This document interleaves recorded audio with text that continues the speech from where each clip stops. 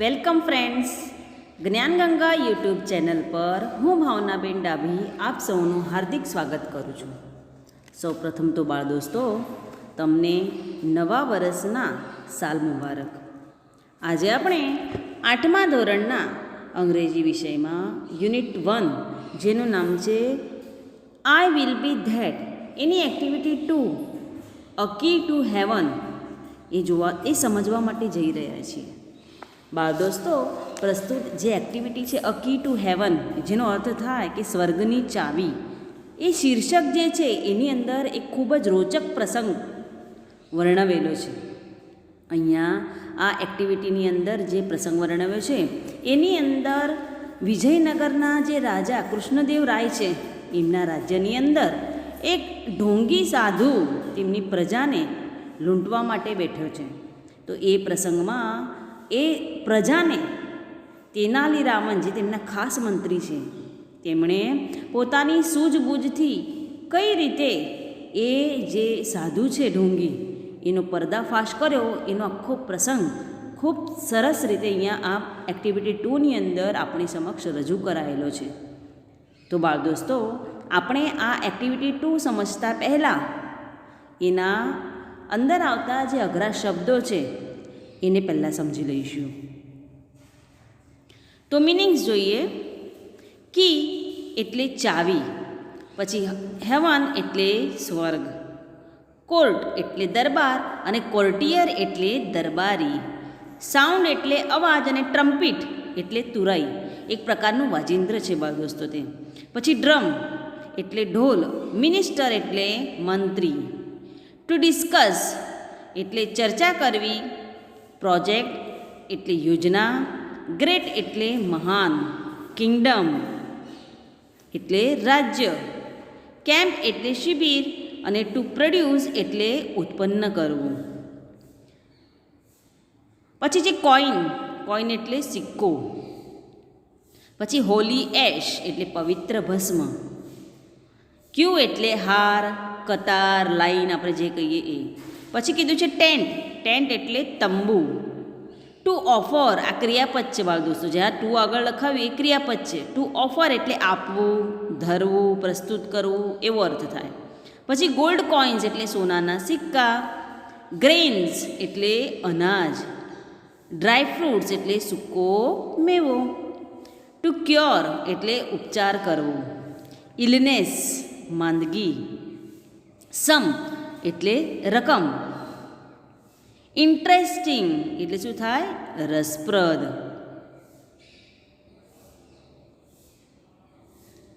પછી છે to keep watch, ક્રિયાપદ છે બાળ દોસ્તો. ટુ કીપ વોચ એટલે ધ્યાન રાખવું, રિયલ એટલે સાચું, ખરું, ટુ ચાર્જ એટલે કિંમત માંગવી, સર્વિસ એટલે સેવા, સર્ટનલી એટલે શું થાય?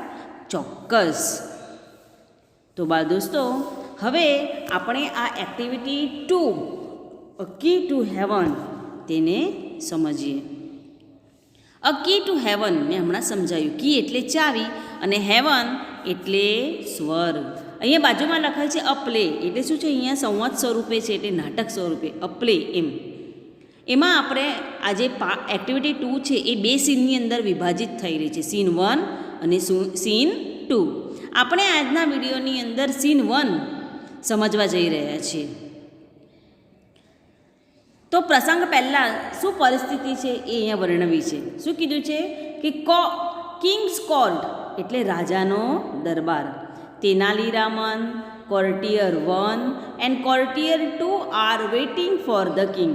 શું કીધું છે? તેનાલી એટલે દરબારની વાત કરી છે. કોણ કોણ છે એની અંદર?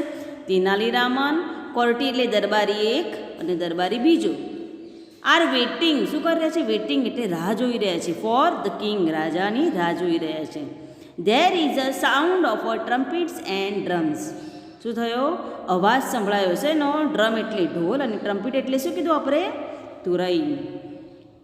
The king walks in and all the courtiers stand up. એટલે રાજા અંદર આવ્યા અને બધા જ દરબારીઓ એમના માનમાં શું થયા? સ્ટેન્ડ અપ, ઊભા થયા. પછી આગળ કીધું છે તેલારી રામન એન્ડ કોર્ટિયર્સ. હવે શું છે, રાજા આવ્યા એટલે શું છે, એમને આવકાર આપવો પડે. એટલે તેનાલી રામન અને બધા દરબારીઓ, કોર્ટિયર્સ કીધા છે એટલે બધા દરબારીઓ શું કહે છે, says good morning your majesty. અહીંયા શું છે, ગુડ મોર્નિંગ એટલે સુપ્રભાત. હવે યોર મેજેસ્ટી એટલે રાજા માટે બોલાતો શબ્દ છે એટલે રાજન. બરાબર, આપણે એવો અર્થ અહીંયા લઈશું, રાજન, સુપ્રભાત રાજન. તો રાજા પ્રત્યુત્તર શું કહે છે, the king says good morning where are my ministers today. એમને શું કીધું, સુપ્રભાત. પ્રશ્ન કર્યો તરત કે where are my minister today. Minister એટલે કોણ, મંત્રી, અને ટુડે એટલે આજે, કે ક્યાં ગયા છે, વેર એટલે ક્યાં, ક્યાં ગયા છે મારા મંત્રીઓ આજે. I will discuss the new road project with them. રાજા શું કહે છે કે મારે ડિસ્કસ કરવું છે. ડિસ્કસ એટલે શું, ચર્ચા કરવી છે. શેની, તો ન્યૂ રોડ પ્રોજેક્ટ, નવા રસ્તાના જે યોજના છે, નવો રસ્તો બનાવવાની છે એની યોજના છે, એની ચર્ચા કરવાની છે એમ.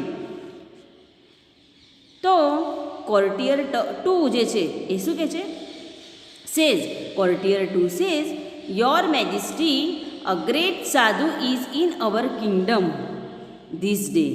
હવે બીજો દરબારી છે ઊભો તો શું કહે છે કે રાજન, એક ગ્રેટ સાધુ એટલે શું, મહાન સાધુ, ઇન અવર કિંગડમ એટલે આપણા રાજ્યની અંદર શું છે, આવેલો છે. Great sadhu in our kingdom this day. The minister are at that sadhus camp. બરાબર છે, એટલે આવેલા છે આપણા ત્યાં, અને આ બધા જે મંત્રીઓ છે are at the sadhus camp, આ બધા ક્યાં છે, એ સાધુના છાવણીમાં ગયેલા છે.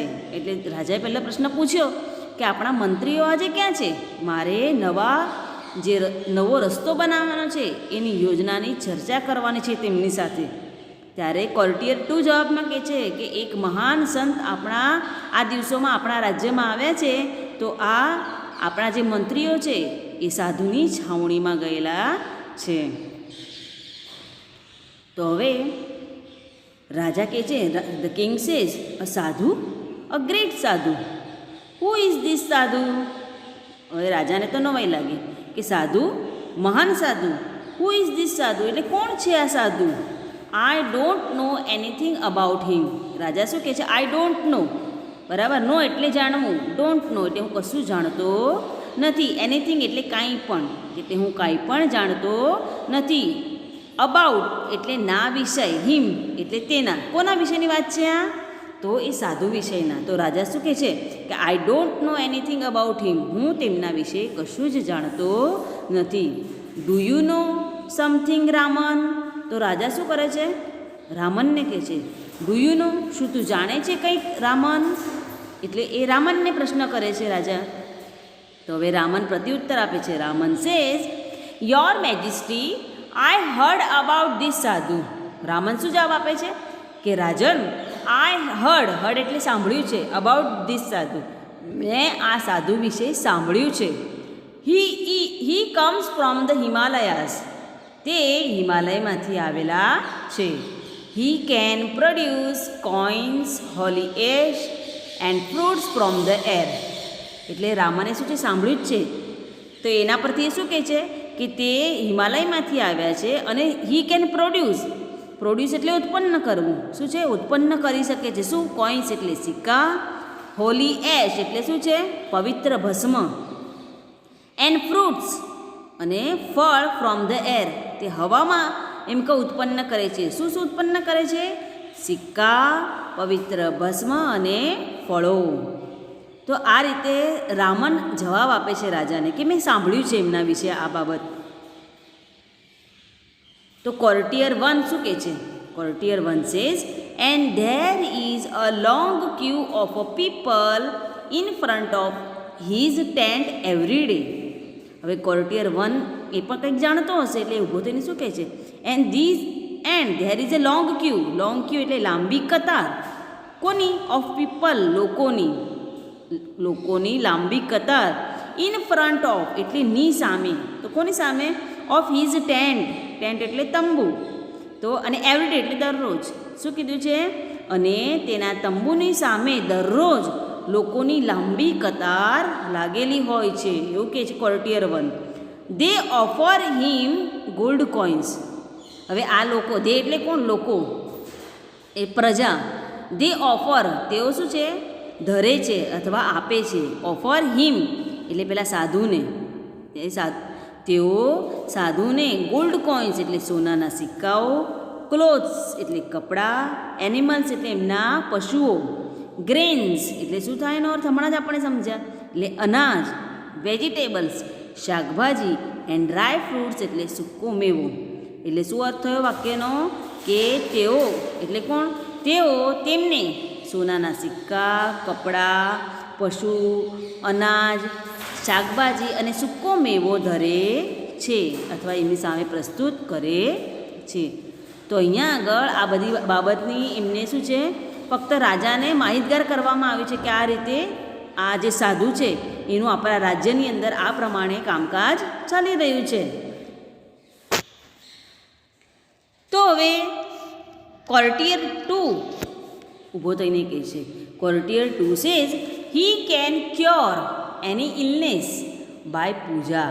હવે બીજો તો શું કહે છે? હી કેન ક્યોર. ક્યોર એટલે શું છે? હમણાં જ જોયું. ટુ ક્યોર એટલે શું છે? સાજા કરવું. બરાબર છે. હી can cure any illness. Illness એટલે માંદગી. બાય પૂજા. તેઓ ગમે તે પ્રકારની જે માંદગી છે એ પૂજા દ્વારા, બાય પૂજા એટલે પૂજા દ્વારા ગમે તે માંદગી શું છે એ એમાં ગમે તે વ્યક્તિને, માંદી વ્યક્તિને સાજા કરી શકે છે. But you need to pay. પણ શું કીધું છે? પણ યુ નીડ. નીડ એટલે જરૂર. To pay. ટુ પે એટલે આપવું. Him a big sum for that. હવે સમ એટલે હમણાં જ જોયું કે સમ એટલે રકમ, પણ તમારે લોકોએ તેના માટે મોટી રકમ આપવાની જરૂર રહેશે એમ. એટલે શું છે? કોર્ટિયર 2 હજી વધારામાં જણાવે છે કે તેઓ ગમે તે માંદગી પૂજા દ્વારા સાજી કરી શકે છે, પણ તેના માટે મોટી રકમ તેમને આપવાની જરૂર રહે છે. The king says. રાજા શું કહે છે હવે આ સાંભળીને? ઇન્ટરેસ્ટિંગ, રસપ્રદ છે. I want to know more about this sadhu. શું કહે છે? કે હું આ સાધુ વિશે વધારે જાણવા માગું છું. But you can go now. પણ તમે હમણાં જાઓ. આઈ વિલ ડિસ્કસ અબાઉટ ધીસ સાધુ વિથ રામન ઓનલી. એટલે રાજા શું કહે છે? કે તમે લોકો જાઓ. એટલે કોને જવાની વાત કરી? કોર્ટિયર 1 અને કોર્ટિયર 2. અને રાજા શું કહે છે? આઈ વિલ ડિસ્કસ, હું ચર્ચા કરીશ. અબાઉટ સાધુ એટલે આ સાધુના વિશે ચર્ચા કરીશ. વિથ એટલે ની સાથે. કોની સાથે ચર્ચા કરીશ? તો રામન ઓનલી. એકલા ફક્ત રામન સાથે જ હું આ સાધુ વિશે ચર્ચા કરીશ. The courtiers leave. એટલે આ જે કોર્ટિયર દરબારીઓ હતા એટલે કોર્ટિયર 1 એન્ડ 2 એ શું છે? લીવ. એ ત્યાંથી રવાના થાય છે. હવે રાજા અને તેનાલી રામન એ બંને ચર્ચા કરે છે.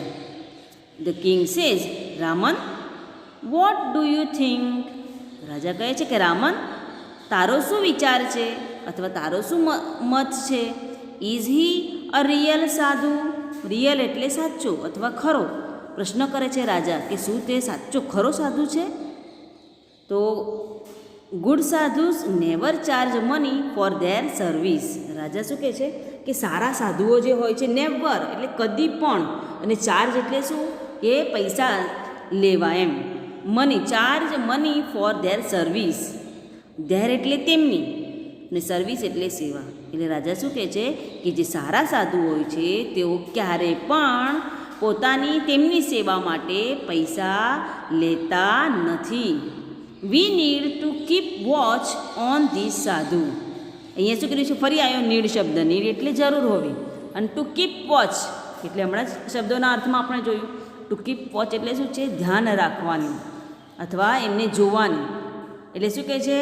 કે આપણે તેના પર નજર રાખવાની જરૂર, તે સાધુ પર નજર રાખવાની જરૂર છે.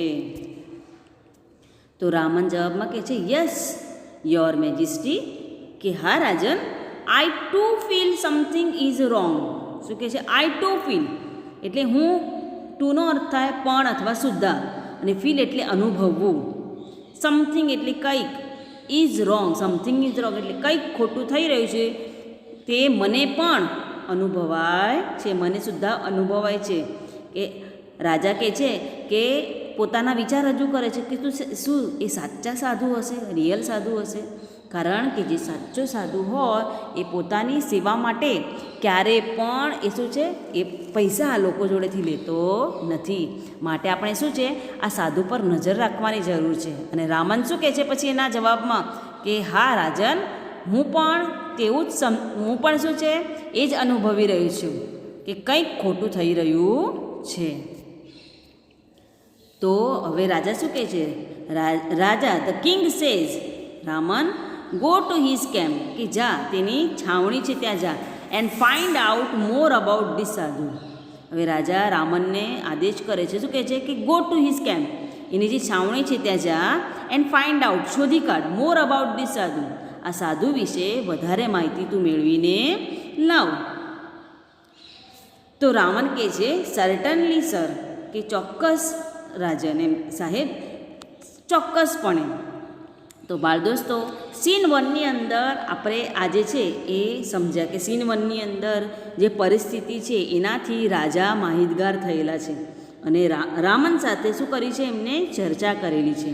હવે આપણે આવતા વિડીયોની અંદર એનો જે સીન 2 છે એ નિહાળીશું કે જેની અંદર રામન કઈ યુક્તિ વાપરીને એ સાધુને એના જે છળ કપટ કર્યું છે લોકોને, પ્રજાને એ મૂર્ખ બનાવી રહ્યો છે, એમાંથી લોકોને કઈ રીતે બહાર કાઢવા એ યુક્તિ રામને કઈ વાપરી એ આપણે આવતા વિડીયો ટ્યુટોરિયલની અંદર નિહાળીશું.